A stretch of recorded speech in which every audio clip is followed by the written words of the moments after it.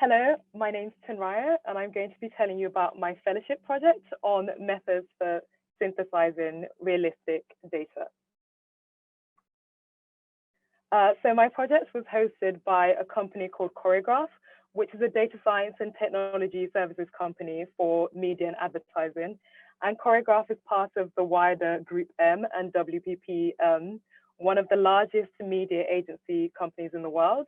And the project was within the FAST team, which stands for Fusion as a Service. And what I'm going to be talking to you about today is the process of data fusion.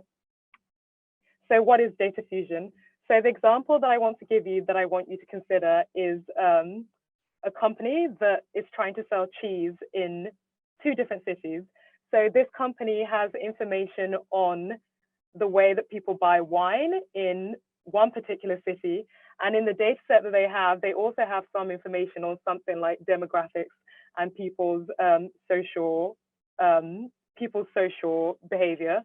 And what they want to figure out is how they sell cheese to a different city. And we have information on the way that people buy cheese in this city, but also some information that's common in the 2 data sets, such as their demographics.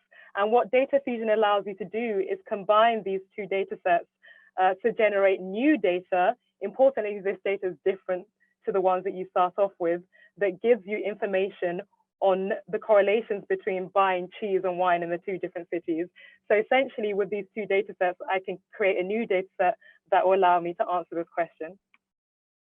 So the method that's currently being used in the Fusion as a Service team to do this is something called HotDeck.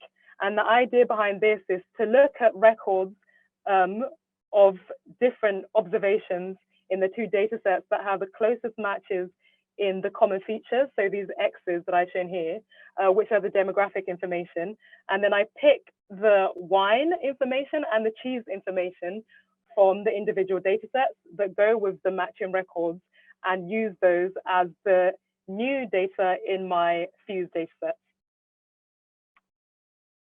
So the problem that I was asked to look into is ways of improving the accuracy and reducing the computation time of this fusion process. So what I've tried to depict here is that actually by doing fusion, you're required to put in some amount of effort into the fusion process. And what we want to do is reduce that effort and increase the amount of information that you come out of the fusion process in some way. So in particular, the method that I was asked to look into is the potential of using a probabilistic approach. So I've tried to show that here, in that you consider the problem not as a matching problem, but as a problem for generating distribution of the combined targets that you'd like to see. So here, on the very right-hand side, is the final result that we want to get, which is the distribution of your wine and cheese sales. So the advantages of this probabilistic approach over HotDeck is, first of all, it's a parametric model. So we expect it to be much faster because you're no longer looking at individual records, but looking at entire variables together. The second thing that we want to conserve are the correlations. So we expect that in the individual data sets, there'll be some correlations between these common demographic variables and the wine and cheese variables. And we want to keep those correlations in the final data set that we produce. And something that I found particularly interesting was that for this approach, you can actually write down closed form solutions in the forms of equations that you can check your final results against. So the results that I got were quite surprising.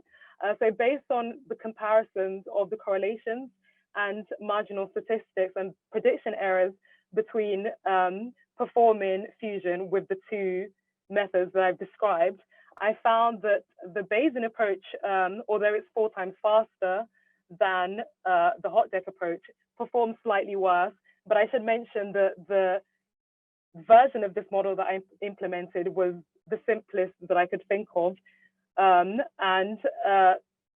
Another result is that I found that the Bayesian approach is much more sensitive to the data structure.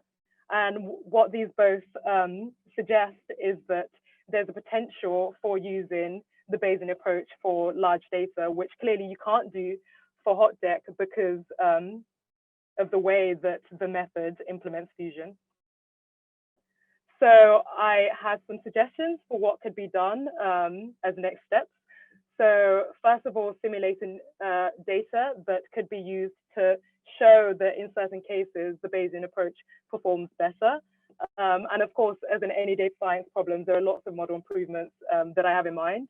And something I started working on is the possibility of implementing other Bayesian models, which can also be used in different data settings.